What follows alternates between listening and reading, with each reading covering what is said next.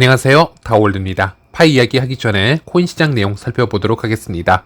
오늘 새벽 뜬 눈으로 코인 시장을 지켜보신 분들 많으셨을 거라고 생각을 합니다. 미국 현지 시간으로 4월 2일에 트럼프 미 대통령이 해방의 날로 명명한 날이었고 새로운 관세 정책을 공식 발표했습니다. 이 발표 이후에 글로벌 자산시장 전반에 걸쳐서 큰 폭의 변동성이 나타났고요. 여기서 트럼프 미 대통령은 전 수입품에 대해서 기본적으로 10% 관세를 부과를 했고 여기에 국가별 추가 관세를 적용하기로 했습니다. 그래서 이로 인해서 시장은 일시적으로 반등을 했다가 다시 크게 하락세로 전환되는 등 지금 혼조세이다라고 보시면 되겠고요. 일단 코인 시장뿐만이 아니고요. 현재 미 증시 선물 시장을 보더라도 이미 큰 하락을 경험을 하고 있습니다. S&P 500 선물 시장 같은 경우는 15분 만에 시가총액이 2조 달러가 자금이 빠져나간 상황이라고 보시면 되겠습니다. 당연히 암호화폐 시장은 더 큰 위험 자산군이기도 하고요. 현재 24시간 쉼없이 거래가 되는 곳이기 때문에 이 타격을 직격으로 받고 있다라고 보시면 되겠는데 물론 일각에서는 비트코인 및 알트코인들이 우려를 했던 것만큼 심하게 빠져나가고 있지는 않다라는 얘기들도 나오고 있습니다. 그래서 앞으로 이 암호화폐 시장이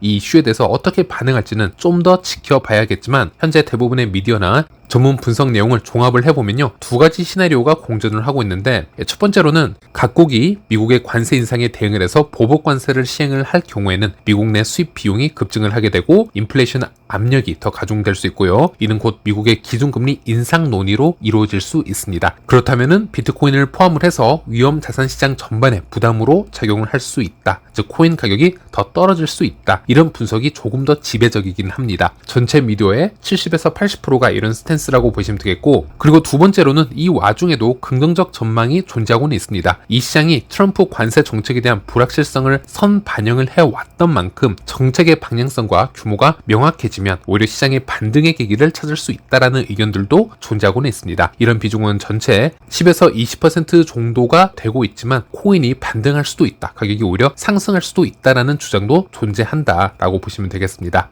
네, 이번엔 파이 4시간봉 차트를 함께 보도록 하겠습니다. 현재 시세는 0.6달러까지 하락을 한 상태인데요. 이 구간은 한 달 전에 상장 초기에 큰 하락이 있었을 때 최저 지지 라인으로 작용을 했던 그 자리라고 보시면 되겠습니다. 영상을 촬영 중인 지금 이 순간에도 계속해서 차트를 체크를 하고 있는데요. 물론 지금 하락과 상승을 좀 반복하고 있지만 현재는 하락 압력이 조금 더 강하기 때문에 이 하락 압력이 지속이 된다면 0.6달러 지지선조차 위험할 수 있다. 일시적으로 붕괴될 가능성도 배제할 수 없는 상황이라고 할 수 있겠습니다. 현재 강한 반등이 나오지 않는 이상은 현재로서는 보수적인 관점을 유지하면서 이 시장을 바라보는 게 더 현명해 보일 것 같습니다. 그리고 이 차트는 비트코인과 파이코인의 움직임을 보여주는 차트라고 보시면 되겠는데요. 이 트럼프 미 대통령의 관세 정책 발표 이후에 글로벌 자산 시장의 유동성이 한꺼번에 지금 크게 움직이기 시작을 했기 때문에 이 비트코인과 파이를 포함한 알트코인이 동반 하락하는 또는 같이 상승하는 커플링 현상이 현재 더 뚜렷해졌다라고 할 수 있겠습니다. 그리고 제가 여기서 한마디 드리고 싶은 말씀이 있는데요. 많은 분들이 제 채널 댓글에 파이는 전체 시장과 관계가 없으니 제 채널에서는 파이 이야기만 오로지 해달라라는 분들도 꽤 있으신데요. 그럴 수는 없습니다. 너무나 이 시장을 모르시는 얘기시죠. 시총이 너무 작아서 시총이 1000등, 2000등 밖에 있는 그런 밈코인이나 아무런 의미가 없는 프로젝트가 아닌 이상은 무조건 이 전체적인 자산시장과 관련이 있을 수밖에 없습니다. 파이는 한 달 전에 거래소에 상장이 되었지만은 시총 10위권이었고요. 현재 가격이 많이 하락을 했다 하지만 여전히 20위권에 있는 메이저 알트코인 중 하나라고 보시면 되겠습니다. 파이도 그렇고요. 몇몇 알트코인을 보면은 비트코인이나 주 메이저 코인들과 조금씩 다르게 움직이는 그런 움직임을 보여줄 수는 있어도 큰 틀에서 보면은 결국 다 함께 움직이는 것이라고 보시면 되겠습니다. 15분 봉이나 1시간 봉으로 우리가 기준을 잡으면 조금씩 달라질 수는 있습니다. 하지만 추세가 다 함께 움직이기 때문에 우리가 다른 걸 하질 않고 파이만 채굴 하고 파이만 홀딩하고 있는 파이오니어들도 파이의 가격 움직임을 제대로 이해하기 위해서는 비트코인이나 암호화폐 시장에 이 자금이 유입되고 빠져가는 이 유동성을 파악을 하는 게 매우 중요하다고 할 수 있겠습니다. 이것을 이해 못하시면요. 그냥 다른 곳에 가셔서 파이 이야기만 하는 곳, 그런 채널, 그런 블로그 글로 가셔서 거기서 정보를 받으셔도 큰 상관이 없을 것 같습니다. 현재 이런 하락장에서는요. 우리가 스마트 컨트랙트 업데이트를 얘기를 해보고 어떤 커뮤니티의 중요성을 얘기를 해보고 여러 로드맵의 업데이트를 얘기를 해본다 한들 지금은 큰 차이 차이를 만들어내기가 매우 힘이 듭니다. 겨우 5%, 10%, 20% 정도의 차이를 만들어낼 수 있겠지만 추세를 바꾸지는 못하고요. 그래서 항상 말씀드리지만 이 80% 정도는 시장 분위기에 의해서 결정이 된다라고 보시면 되겠습니다. 한 예로 이게 알트 코인의 대장이죠. 이더리움의 올해 차트라고 보시면 되겠습니다. 2025년 들어서 이더리움의 차트를 보면 파이 차트와 사실 크게 다를 바가 없습니다. 이더리움은 현재 $1,800 라인이 붕괴가 된 상태이고요. 그런데 대부분의 메이저 알트들을 또 보시면요, 다 이런 차트를 보여주고 있습니다. 10%, 20%는 다를 수 있다고 말씀드렸지만 시장 전체 분위기를 따라서 추세선 자체는 모든 차트가 거의 동일하다라고 보시면 되겠습니다. 올해 2025년에 이 알트 시장에서 가장 핫한 기술적 업데이트를 손꼽아 본다면 바로 이 이더리움의 팩트라 업그레이드가 되겠습니다. 팩트라 업그레이드라면은 계정 추상화 업그레이드도 이 안에 들어있고요. 또 이더 스테이킹 업데이트 등 여러 가지 큰 변화들이 예고가 되고 있습니다. 지금 이 시점에 이더리움에서 이 팩트라 업그레이드가 나오게 된다면 이더리움 같은 경우는 어떻게 될까요? 그리고 그 아래에 있는 알트코인들은 어떤 변화가 일어날까요? 올해 들어서 이 팩트라 업그레이드도 지금 몇 번 지금 연기를 하고 있는데 저도 지금 이더 홀더이기도 하지만요. 지금 이 시장에서 이 팩트라 업그레이드가 나온다 하더라도 지금 이더 자체가 어떤 반등을 일으키기에는 쉽지 않을 거라고 봅니다. 차라리 이런 기간에는 더 연기를 하고 시장이 조금 더 회복이 될 시점 또는 반등이 되기 시점 그 전에 더 영양가 있는 시점에 이 업그레이드를 하는 것이 더 나을지도 모른다. 저는 이런 생각을 하고 있고요. 현재는 이 시장의 불확실성이 이 모든 이 프로젝트 호재들을 다 잡아먹어버리는 시점이다. 저는 이렇게 설명을 해드리고 싶습니다. 제 X 계정을 팔로우 하시는 분들은 아시겠지만 제가 나름 상당히 코어팀 비판글을 X에 많이 올리고 있습니다. 좋은 얘기만 하는 인플루언서는 아니라는 것이고 이미 수년 전부터 파이 코어팀의 소통 방식이 불투명하고 이 파이에는 좋은 리더가 부족하고 파이 코어팀에는 나중에 이 전문 CEO 경영인이 새로 영입이 되어야 된다 이런 얘기를 쭉 해왔던 그런 유저 중 한 명이기도 합니다. 어쨌든 이런 얘기를 해왔었지만 현재 이 파이의 가격 하락은 코어팀의 잘못은 10%에서 한 20% 정도 되는 거라고 좀 보고 있고 80%는 이 시장이 결정을 하기 때문에 이것은 어쩔 수 없는 것이다. 물론 10%, 20%는 바뀔 수 있었을 거라고 봅니다. 이런 부분은 조금 더 아쉬운 부분이 되겠죠. 1달러가 2달러가 될 수 있었고 2달러가 3달러는 될 수 있었다라고 봅니다. 아니면 단기 펌핑이 나와서 이런 그림이 잠시 나왔을 수도 있었겠죠. 하지만 전체 추세가 바뀌지는 못했을 거라고 보고 있습니다. 네, 그렇기 때문에 이런 관점을 가진 저에게 이 시장 이야기를 하지 말고 오로지 파이 이야기만 해달라라고 얘기를 하시거나 여기서 파이의 가격의 하락 원인을 자꾸 찾아달라고 하신다면요. 저는 어쩔 수 없이 다시 시장을 먼저 분석을 해볼 수밖에 없는 것입니다. 이게 싫으시다면 다른 곳으로 가셔서 파이를 공부를 하시면 될 것 같습니다. 다시 포인트로 돌아가서 결론적으로 지금 이 시장에서 파이오니어 분들이 취할 수 있는 전략은 상당히 한정적입니다. 안타깝지만 현재는 큰 변동성이 찾아올 때 버티기 어려운 분들은 매도 후 시장을 잠시적으로 떠날 수도 있겠지만은 또 채굴자로서 손실 부담이 크지 않다라고 판단하신다면 이 시장이 회복되고 긍정적인 흐름이 나올 때까지 묵묵히 기다리는 것이 현재로서는 가장 현실적인 대응이 될 수 있겠습니다.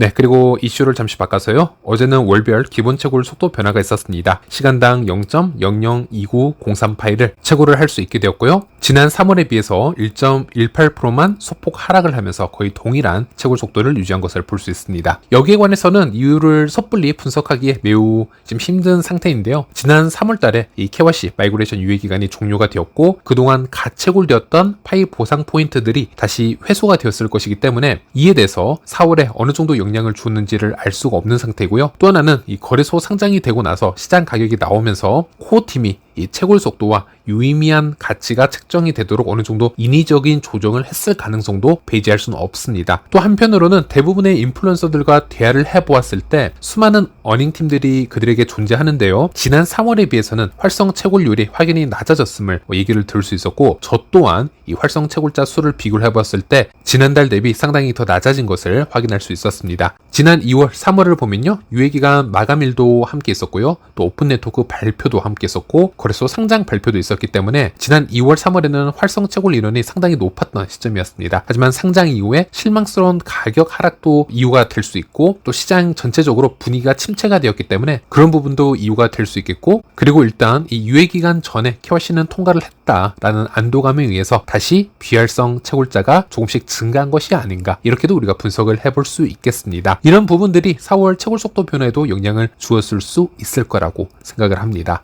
그리고 지난 영상에서 4월 말에 코어팀과 모더 전체 회의가 있다고 말씀을 드렸는데요. 해외 개발자들이나 모더들은 좀 더 다양한 질문을 얻기 위해서 해외 인플루언서들이나 개발자가 있는 채팅창에서 여러 질문들을 함께 받고 있기도 합니다. 이 질문들은 코어팀에게 올라갈 질문들이기도 한데요. 그 중에서 가장 많이 지금 모여지고 있는 질문 7가지를 뽑아보자면 메인넷 2차 마이그레이션은 어떻게 진행이 되며 오픈 메인넷 전체 공개 시점에 대한 명확한 일정이 있는지, 여기에 대한 질문이 가장 많은 것을 볼 수 있습니다. 또는 새로운 요건이나 추가 KYC 절차가 도입이 될 예정인지, 그리고 비활성 또는 분실된 계정이 마이그레이션을 막지 않도록 어떤 조치가 마련될 것인지, 또는 로드맵 업데이트는 언제 공개가 될 것이며 탈중앙화 계획은 어떻게 되어가고 있는지, 그리고 과거 AMA에서 언급된 이 밸리데이터, 즉 검증자의 풀이 실제로 존재하는지, 있다면 이 검증자의 풀의 주소는 무엇이며 보상 계산 시점은 언제인가, 이런 질문도 있었고요. 또 메인넷 노드 관련 정보가 아직 충분하지 않다, 노드의 랭킹 정보는 언제 공개가 될 것이며 투명하게 공개될 예정은 언제이며 메인넷 노드 전환은 언제부터 시작이 되며 보상 계산 방식에 어떤 변화가 있을 것인가, 이런 질문도 있었고요. 또 만 18세 미만 청소년의 KYC 진행은 언제부터 가능해질까, 그 전까지 어떤 활동이 가능한가요? 또는 오픈 메인넷 이후 파이 글로벌 채택을 위한 전략은 무엇이며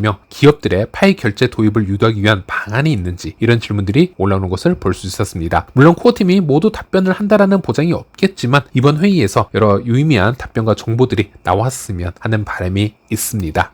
네, 그리고 이슈를 잠시 바꿔서 현재 X를 보면요, 또 다른 스캠 계정이 이 X에서 활개를 치고 있습니다. 이번에는 파이 초기 파운더 중 한 명이었죠. 빈센트 맥필립의 계정을 사칭한 사기 계정이라고 보시면 되겠는데요. 최근에 이 스캠 계정이 그럴싸하게 파이를 홍보를 해오다가, 그래서 많은 사람들의 이 신뢰를 얻어오다가 서서히 GCB를 홍보하는 것을 살펴볼 수 있습니다. 사실 이것은 하나의 예일 뿐이고요. 이 X를 보게 되면 정말 많은 사칭 계정과 이 거짓 계정들이 있는데, 이런 게시물에 좋아요나 더 많은 댓글, 이런 것들이 달리는 현실을 보면요, 아직 파이의 커뮤니티 성숙도가 많이 올라오지는 못하고 있구나, 이런 아쉬운 부분도 알 수 있습니다. 그래서 맥필립의 실제 계정을 보자면은 이제 이 계정이라고 보시면 되겠습니다. 초반에 법적 다툼을 벌여오면서 프로젝트를 떠났기 때문에 맥필립은 사회 이슈 등을 이 X에서 다루고는 있지만 파이에 대해서 직접적으로 언급을 하고 있지는 않습니다. 그래서 이런 부분 착오가 없으시길 바라겠고요. 네, 그리고 최근 바이낸스 거래소의 보이콧 움직임이 X를 통해서 확대가 되고 있습니다. 이 부분도 상당히 흥미로운 부분이기 때문에 살펴볼 필요가 있겠는데, 최근에 바이낸스에 상장이 된 후에 다수의 이 코인들이 러그풀과 같은 99% 이상의 하락 패턴을 보여주고 있는데, 이것으로 바이낸스의 횡포가 너무 심한 것이 아닌가, 여기에 대해서 많은 투자자들의 항의 표시로 지금 보여주고 있다고 보시면 되겠습니다. 현재 시장 분위기가 최악을 가고 있고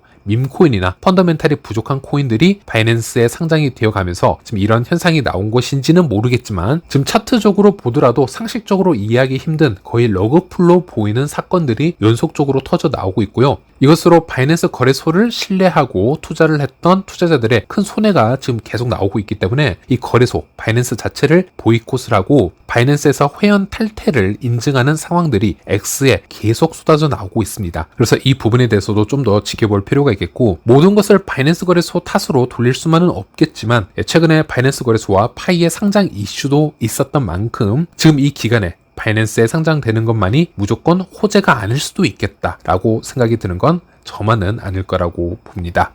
네, 이번 영상도 제작을 하면서 어떤 즐거운 소식이나 희망적인 뉴스들을 더 많이 전해드렸어야 했는데 시기적으로 그렇지 못했고요. 다소 지겹고 좋지 않은 소식들, 악재 위주로 채워진 것 같아서 아쉬운 마음이 있습니다. 하지만 시장이라는 건 늘 좋을 수만은 또 없는 것이고, 항상 말씀드리지만은 이 좋은 시기보다는 하락이나 지루한 횡보 구간이 훨씬 더 긴 그런 시장이기도 합니다. 그런 만큼 이런 흐름도 하나의 과정으로 받아들이시고 마음을 다잡으면서 잘 버텨내시길 바라겠습니다. 네, 오늘은 여기까지고요. 다음 시간에 다시 찾아뵙도록 하겠습니다. 시청해주셔서 감사합니다.